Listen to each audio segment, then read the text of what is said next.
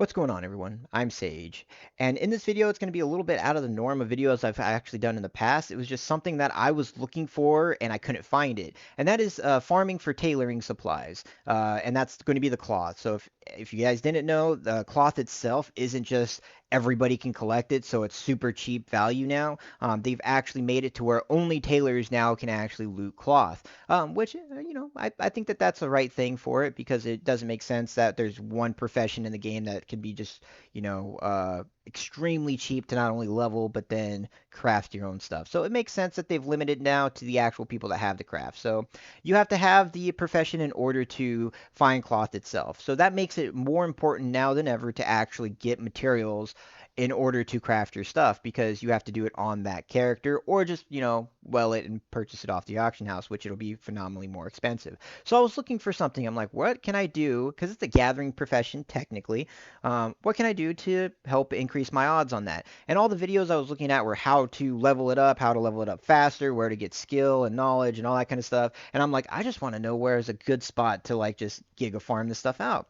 And ultimately, I'm just going to get right to the point, and it's going to be follower dungeons. And specifically, in the follower dungeon, the priority of Sacred Flame dungeon, everything in there is a humanoid. A lot of packs, really, really close. It's a super quick dungeon in general. And when you're doing it in a follower group, you're doing it by yourself, so you get loot pool from every single mob.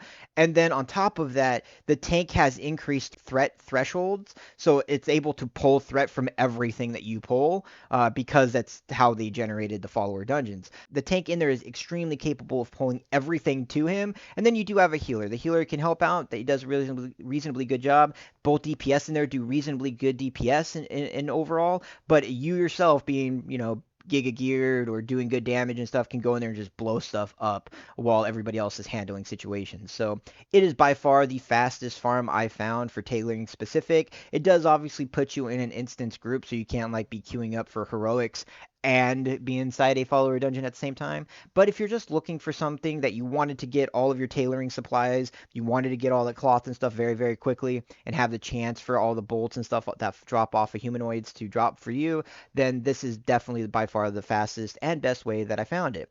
And I'll be honest, I didn't actually find this looking for tailoring stuff. I found it because Priority of Flame, Sacred Flame, the last boss in there has a whole bunch of enchants that drop off of her. And at one point, I was waiting in queues for 20-ish minutes or so for heroics, and I was like, let me just try to do follower dungeons and see if I can get them to drop there. And that's when I really noticed it for tailoring supplies, and I was like, this is just a phenomenal tailoring farm. And so I never got any of the enchants or anything to drop off of the follower version of the dungeon. I've only got them to drop off the heroic ones. But anyway, things that you can do to optimize this if you wish to, if you do end up doing a tailoring farm in general, when you go into specialization, over here from dawn until dusk has two different types of weave you can get. You can get dusk weave or you can get dawn weave. I would say go with dusk weave if you are going to do one of them, and the reason why is because a set bonus for the dusk weave ones. If you were to ever actually craft these things, the set bonus for crafting the hands and boots is haste versus the dawn weave one. The hands and boots is mastery, and most of the individuals wearing cloth and casting are going to want the haste over the mastery. And so I would say Duskweave has higher potential and higher value there. However, if you wanted to make sure that you're just giga farming everything, then obviously you can get both. You have to put 30 points into from dawn until dusk. You could have both going into that follower dungeon. And then also making sure over here on Tactile Treasures is getting just opening it up ultimately. Opening it up, and the reason why is because this very first node that you get is learn a subspecialization of your choice and find Weaver Cloth bolts from humanoids. And everything in that dungeon's a humanoid, so except for like the cats that they're riding on and so on, pretty much everything else is humanoid. There's a couple elementals, but 99% of everything in there is humanoid. So have that on there, and you can get a ton of bolts, ton of cloth, a ton of duskweave, so that you can then mill it into the bolts and stuff that you want from it. So unravel, not mill, but unravel them into the bolts and stuff that you want. And as you can see, like I have plenty of mats for all of this kind of stuff, and I haven't even done it all that much. So I would definitely highly recommend that.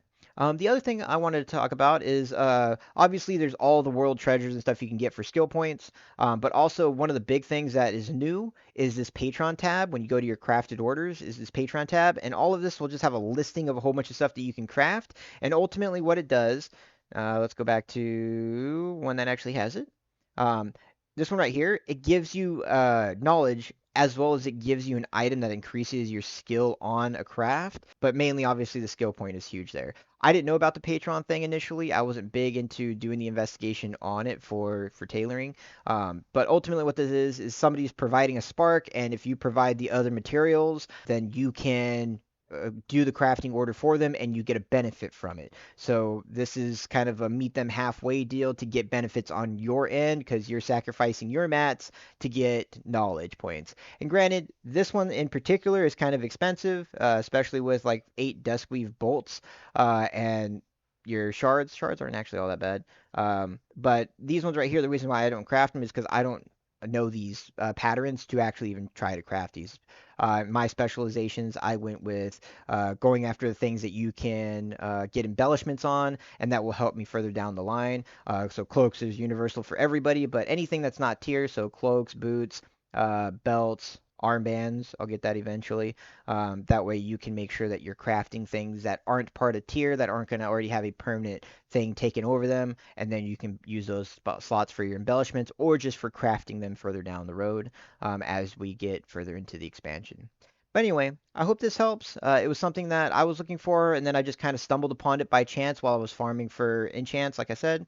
And I hope it helps you out. So if you're looking for a good spot to farm, then just have your tailoring. Make sure that you have one of your weaver, whichever weaving one that you decide to choose, as well as this first one in textile treasures, and go farm this dungeon right here.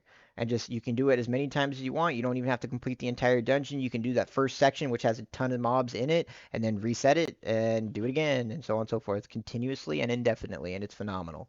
So I hope this helps. If you guys liked it, like and subscribe, and I'll see you all in the next video. Bye bye.